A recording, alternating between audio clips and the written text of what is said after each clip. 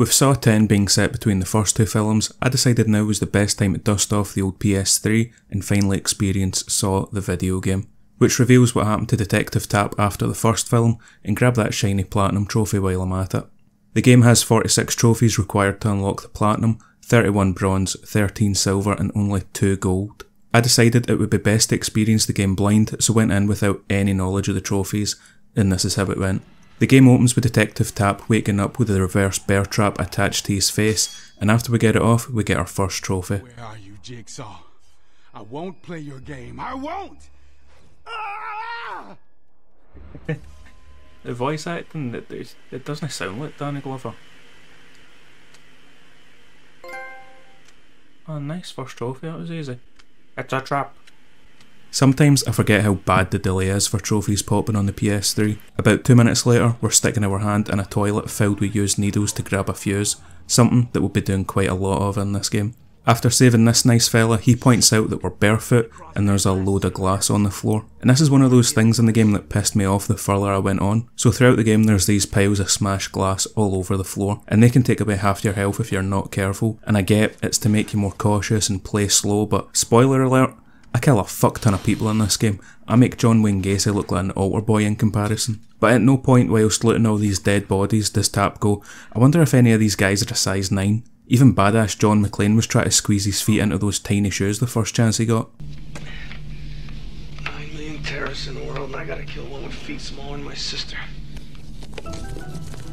Anyway, the game is split into 7 chapters, with us finding out how Tapp's obsession with catching Jigsaw has had a negative impact on different people's lives, and we have to complete a puzzle at the end of each chapter to save them. In chapter 1 we have to save Amanda, who of course appears in almost all of the films, but before we can do that we have to make our way down to her. Whilst doing that I came across my first asylum file which popped a trophy, and this had me a little worried I might need to find all the collectibles. But thankfully you only need to find one of each and they're hard to miss. But I of course didn't find this out until after beating the game, so I spent a good portion of my playthrough trying to find all the files lying about. With the game being set in the abandoned Whitehurst Insane Asylum, these files were actually enjoyable to read, giving us some background information on how the asylum came about after Daniel Whitehurst's father committed suicide due to mental illness, their poor treatment towards staff and patients along with their twisted methods of therapy that often resulted in death, their involvement with MK Ultra, how they continually cut corners to save money despite massive grants from the government, and a mention of Umbrella Health, the insurance company that appears in Saw 6. The files were really good at world building and something I usually wouldn't take notice of.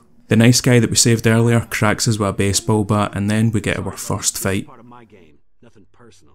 I'd grab something quick though if I was you. I'm literally evidently not in charge. I'm pressing a light attack and nothing is happening.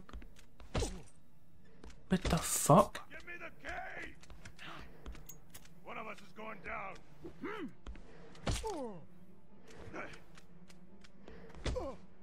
Dude, I'm getting my fucking ass beat.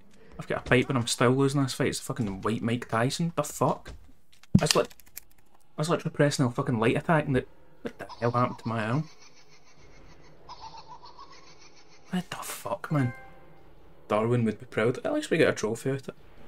Yeah, the combat in this game is horrible. There's really no other word for it, but we get 4 trophies in that section. One for fighting the guy, dying, and then killing him with a curb stomp. Right after, it's revealed that Jigsaw had patched up Tapp's gunshot wound that he suffers in the end of the first film, but has hidden a key inside of him that the other inmates need to escape. As you would expect, we get introduced to a lot of game mechanics in the first chapter. The lockpicking, which I actually really enjoyed, probably just because I was really good at it as the game went on. But that's one of those things that I have to give the game credit for. All the little mini-games are actually well done and fairly enjoyable as long as you're not being timed. Shotgun trap doors, this adds that little bit of suspense that any door you open has the potential to kill you if you're not paying attention. Wire traps that are all over the place, although you can disable them and then rearm them to get some satisfying kills.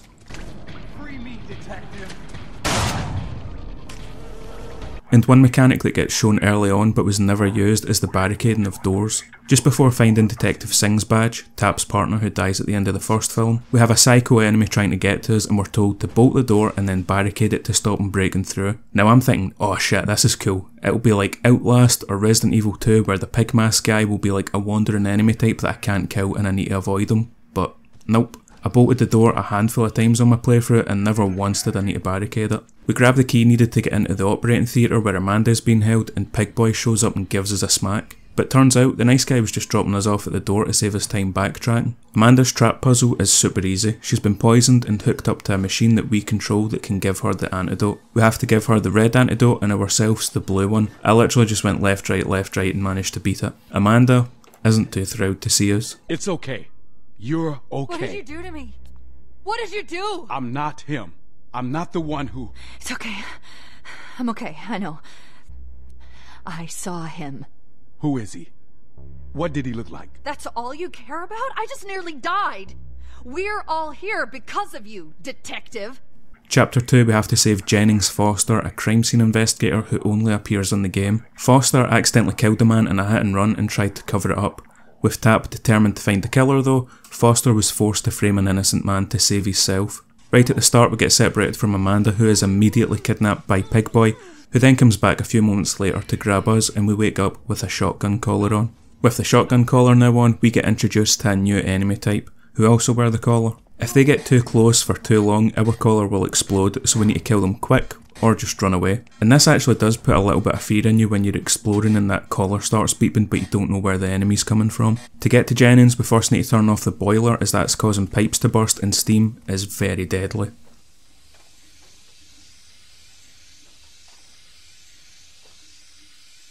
Yes, that's right, Tapp can dig through Junkie's used needles, dip his hand in acid, but heaven forbid he gets a slight steam burn. On the way to the boiler we do a fair bit of killing, and this is where I discovered the weapon trophies. Give Me 5 popped after beating a man to death with the arm of a mannequin, which I thought was just a funny little missable trophy, until a few moments later Lights Out popped for getting a kill with a table lamp. And from this point on I'd taken a mental note to try and use every weapon that I found. I also get trophies for using my first healable syringe, killing 10 enemies and unlocking 5 doors. When we reach the boiler room we're introduced to Saw's version of Pyramid Head, Cupid, an enemy with a load of health who has to rely on sound to find you. After killing him I completed the puzzle to shut down the boiler, and this specific type of minigame was my most hated. They pop up a good few times throughout the game and I just suck at them. When we finally make it to Jennings, he's tied down to a table with a massive blade swinging above him that is slowly dropping lower and lower. To disable the blade we need to complete 4 of the cog puzzles, which I'm fairly decent at, but the last one was really hard. After 2 failed attempts I was able to save Jennings on my 3rd, and honestly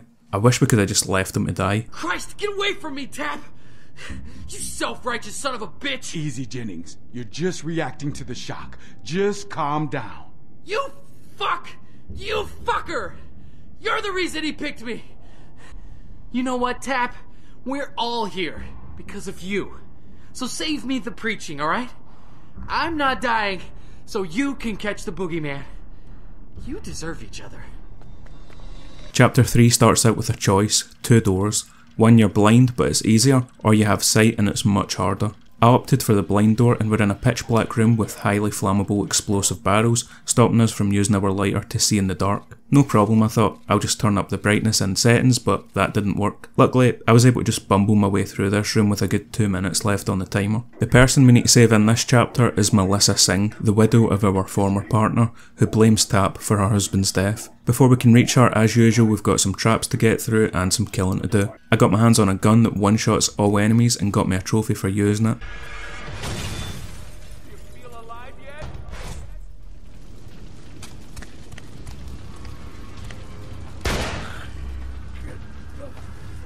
Well, that was easy.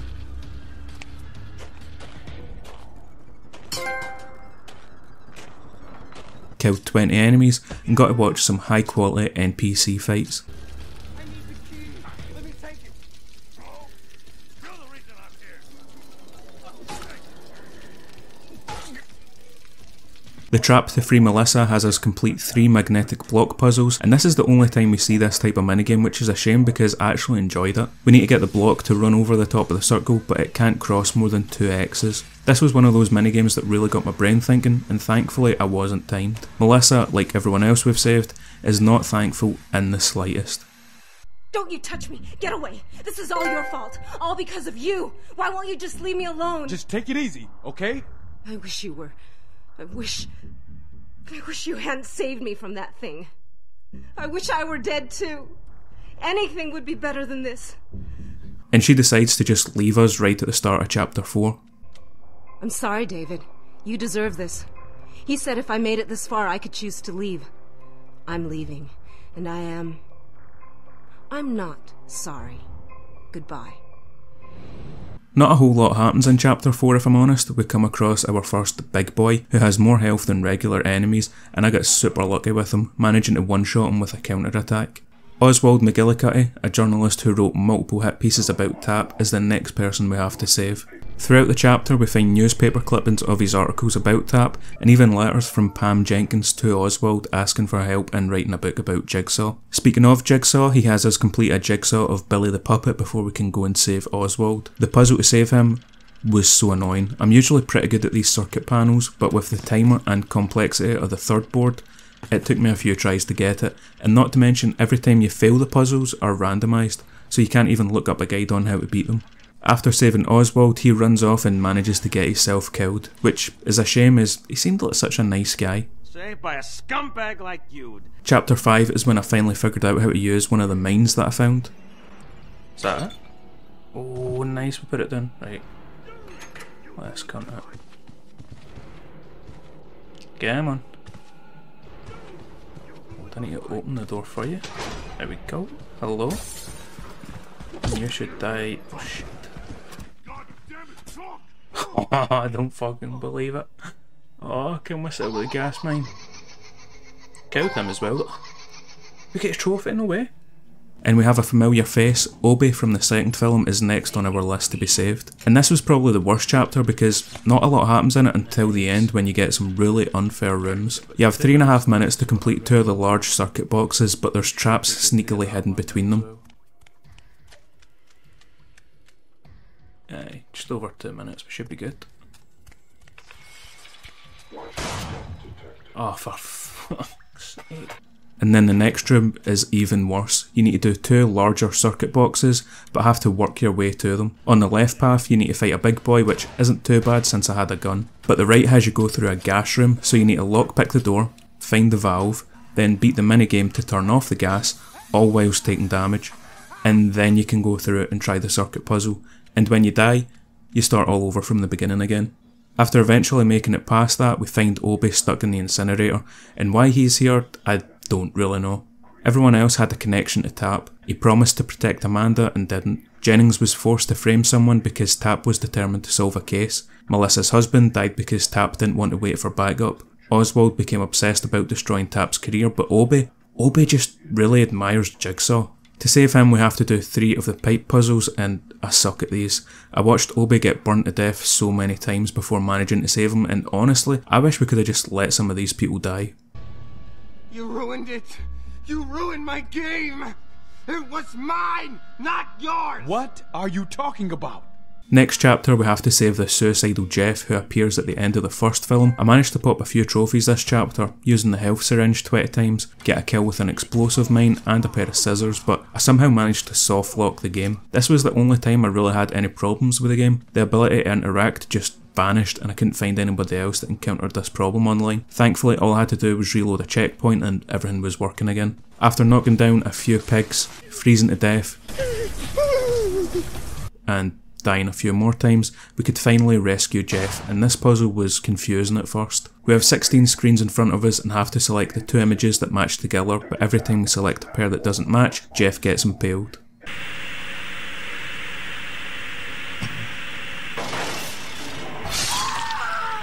And like all other puzzles, it's totally random each attempt, so you can't use a guide or use your memory from previous attempts. Using a pen and paper to take notes of what's on each screen got me through it. Thankfully, there's no time limit, so you can take as long as you want. After rescuing him, as you would expect, he's not happy with us. You're that detective! The one who... Are you here to harass me some more? To interrogate me? That looked painful. Are you bleeding? Fuck you! I'm not going back out there again. Not for $1 million. Not for anything. He's crazy. You're on your own. The final chapter has Jigsaw revealed that his apprentice seeks to take over Jigsaw and his operation. Annoyed that we've passed all the traps and trials, he's decided to just kill us himself. Oh, he'll use his end door, that's fine. Come on. Scammer get scammed. Fucking nice. That's a piece of piss, man. Library key, we can't even find out who it is. After killing him in what was an easy fight, we never get to find out who was under the mask. We run around, complete a few more minigames before we're given a choice. 2 doors.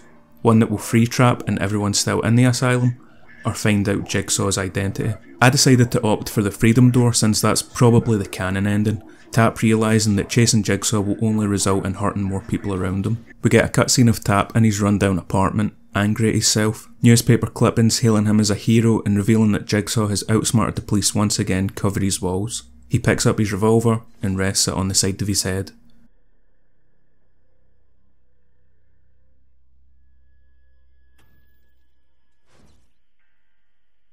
And after the credits finish,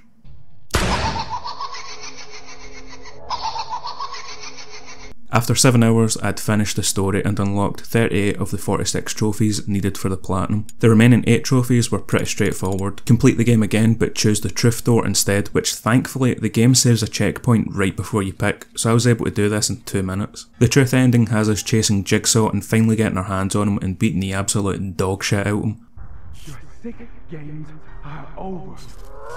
You're not gonna get a trial you can weasel your way out of. Pleading insanity. All those people you killed. I won't let you kill again. Until he turns over and we get that famous Saw twist. I have temporarily removed your ability to speak. When the clock strikes 6, you will be free. It was actually Melissa, and Jigsaw forced her to work for him in order to keep her son safe.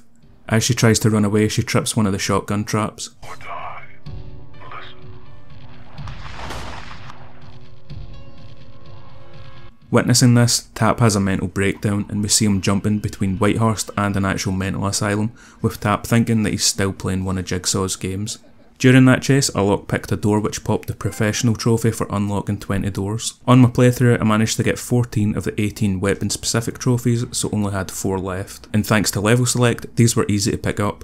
The only one causing hassle being the one for killing an enemy with fire. You're supposed to use the Molotov, but for some reason it does very little damage, and after a good few attempts I got lucky with an enemy killing himself and popping the trophy for me. I kinda hope I can just get him to set himself on fire or walk into the fire. Holy shit. Fucking work. Right, hopefully that counts towards the trophy then. Even though he threw the Molotov, does it count? Oh, nice. The Merciless trophy is for stomping 5 enemies to death, and this was fairly inconsistent. So to stomp an enemy, you need to knock them down with punches, but it has to be an uppercut as they're attacking you. And the combat in this game is not good. I only got 1 stomp kill during my playthrough, and it was at the very start of the game. So I went back there and used the restart checkpoint to just keep killing this same guy.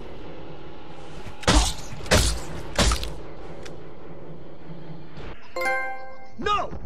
You said you'd free me if I brought him here! With that, we only had 1 trophy standing between us and the platinum. You've wasted your life is unlocked after leaving Tapp idle for 5 minutes, and I love the name of this trophy. I wish I could have saved it for a landmark number, but with that, we finally unlocked the platinum.